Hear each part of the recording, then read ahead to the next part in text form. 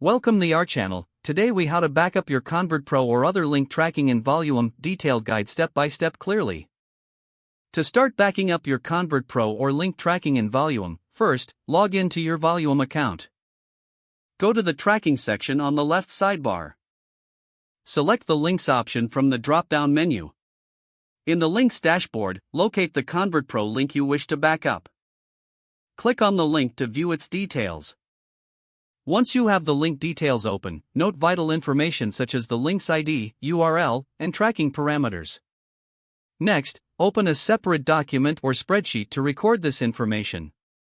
Make sure to categorize the information clearly for future reference. If your ConvertPro link has custom parameters, be sure to include those as well. After recording all relevant details, navigate back to the Volume dashboard. For a comprehensive backup, consider exporting data related to your link. To do this, go to the Reports section on the left sidebar. In Reports, select the appropriate reporting period for your data. Choose the option to download your report as a CSV file. This CSV file will serve as another layer of backup for your link tracking. Next, if you're using ConvertPro specifically, log in to your ConvertPro account. Locate the specific campaign linked to your Volume tracking. Click on the campaign to view its configuration. Note the campaigns and settings that relate to your Volume tracking. As before, document all relevant configurations in your separate document or spreadsheet. After capturing all pertinent details, it's advisable to create a physical backup.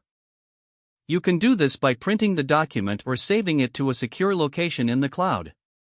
Lastly, ensure that your backup documents are easily accessible for future use.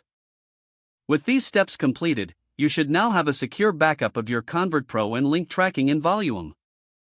If the page does not load, refresh the browser or try again in a private or incognito window.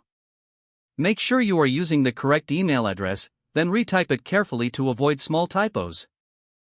If your password is not accepted, use the reset option and create a new strong password you can remember.